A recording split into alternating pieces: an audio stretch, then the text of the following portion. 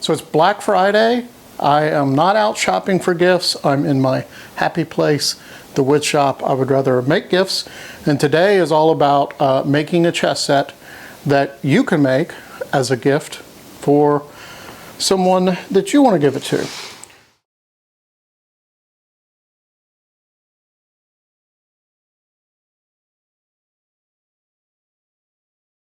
And I'll be using this wonderful piece of maple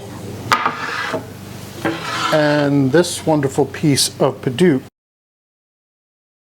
So I'm going to glue these strips up, but they don't have to be perfect because they're going to get milled down from here to really almost a ½ inch. So there's a lot of material that can be removed to clean up things like this. I'm using a lot of glue. It's okay to be a little sloppy.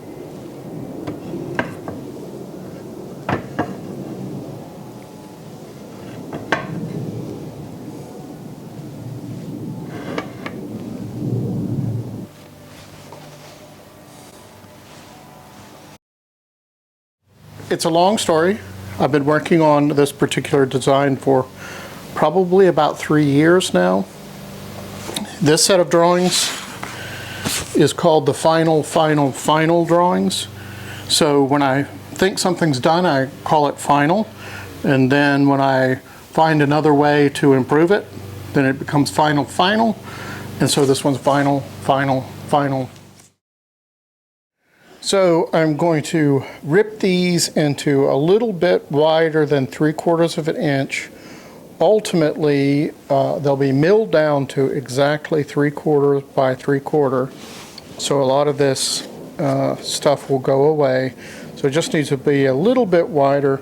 And these don't have to be perfect at this point because they'll get perfect when you run them through the planer.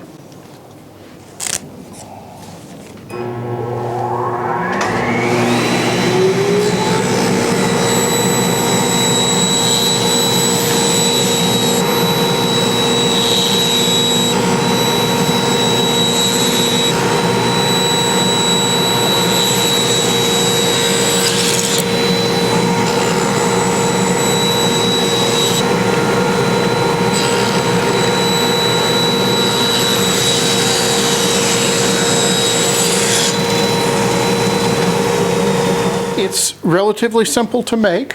I've spent a lot of time, a lot of iterations figuring it out, and I've made a number of different versions, but all of them are the same in that it is a full set of chess pieces and a chessboard and a case. All these pieces are for the sides of the box. I'll clean up the tops of them, then mill them all down to 3/4 of an inch. 3 of them will actually become 1/2 an inch for the intermediate pieces. These are the pieces for the chess pieces. They will all get milled to exactly 3/4 by 3/4. Clean everything up.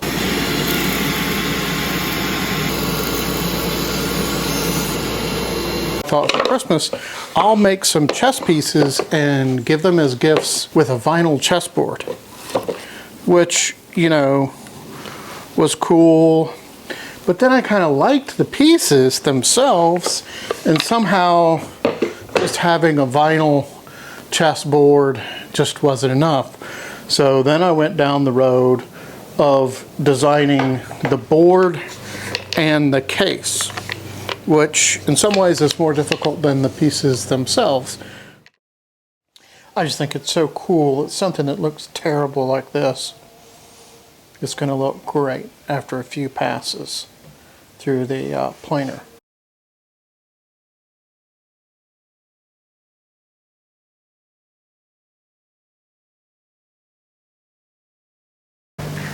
So I think it's going to be super cool.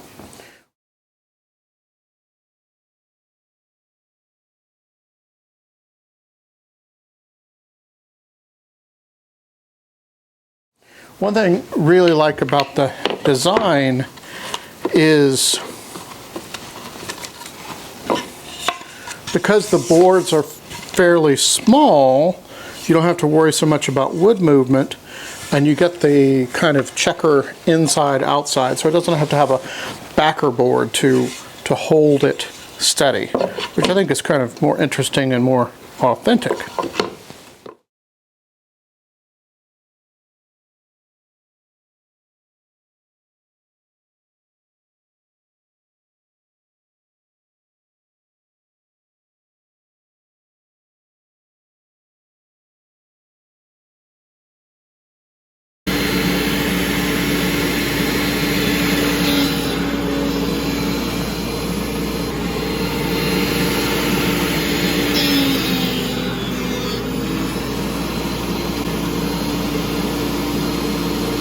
These drawings for sale if you want to build one of these yourself. I have the dado blade in at 1/2 inch. I've run a bunch of tests until I got it exactly the right width with some shims and the right height, and now I'll be cutting these dados. Both sides are taped together. If you want two things to be the same, best to cut them at the same time. And I have, this is just a scrap piece of wood as a backer to help with tear out.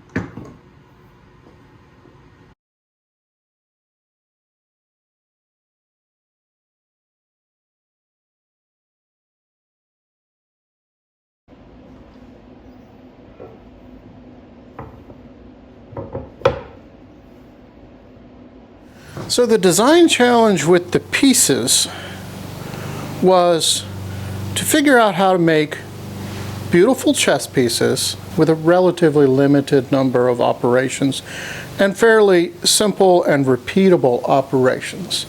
In other words, I didn't want to hand carve every single piece. I wanted this to be a fairly efficient process.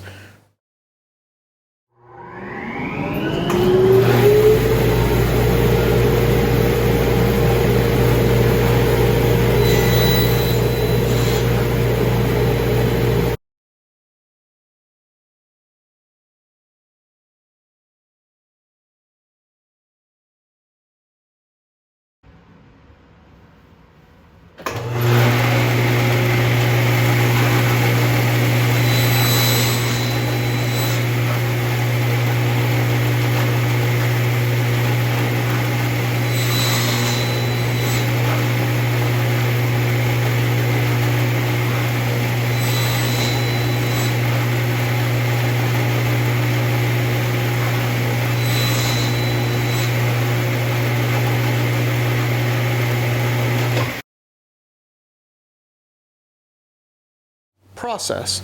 At the same time, I wanted the pieces to look like chess pieces. The Bauhaus made a beautiful modern chess set with X's and zeros, and I thought it was cool, but playing it, I would have a hard time figuring out which piece is what. So I wanted to stay close enough to kind of traditional chess pieces that they were recognizable, and yet make them modern and elegant. And simple. So that's really the challenge for these little pieces and why I've spent so much time perfecting them. Do you know what I just figured out?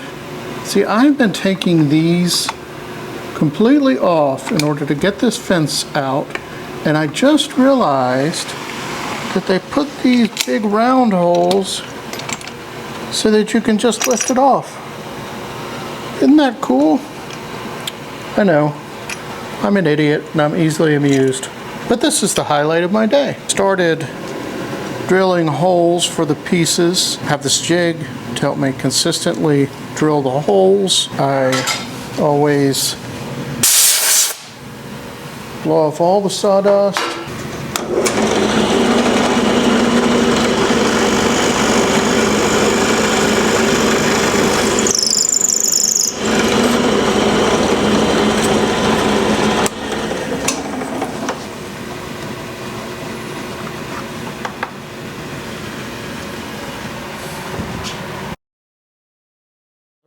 Again, make it as simple as it could be, but fulfill its function. In a sense, you know, that's what really intrigues me about design, architecture, that kind of things, is, you know, how do you fulfill a function, make something that's beautiful and elegant and it's going to last, high quality, but also relatively efficient to build. Because in architecture, that's almost always the challenge. Nobody has an unlimited budget for their house, and they always want, you know, the most bang for their buck. So the queen and the king are the same operation. The king gets 2 slices, and the queen gets 1.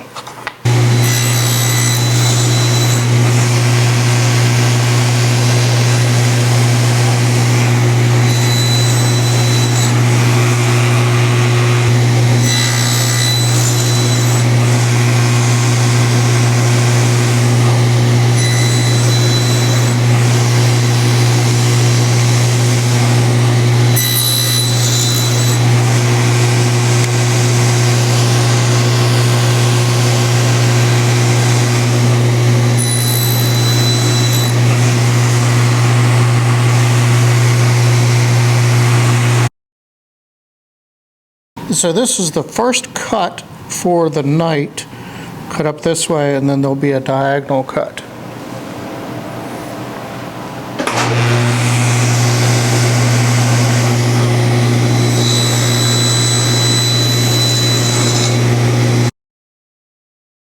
I made this quick jig to cut the diagonal for the night. And again, take your time, test a piece before you move into it.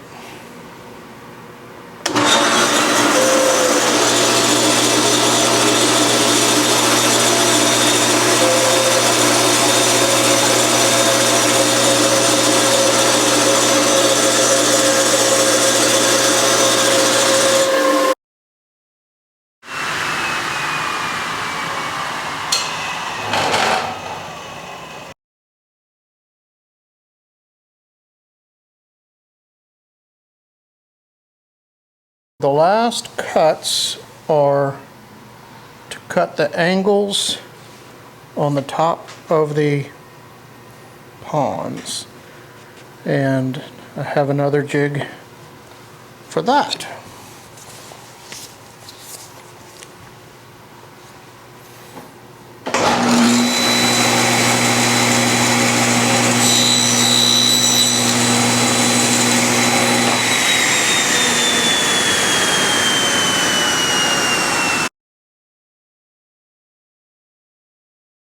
Okay, so this is the moment of truth.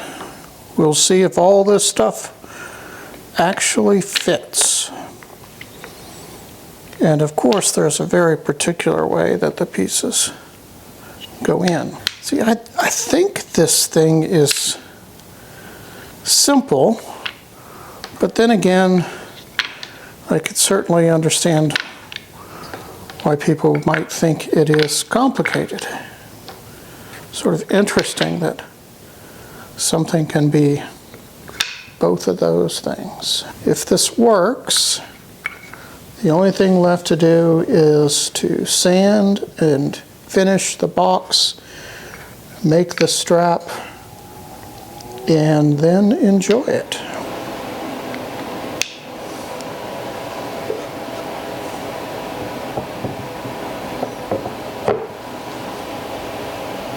Nice. I think that's pretty cool. It's time for this to come alive.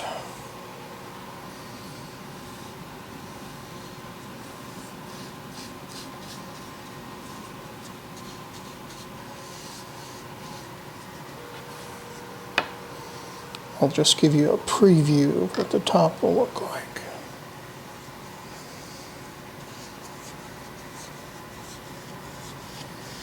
I love the contrast of the Bidoux and the maple.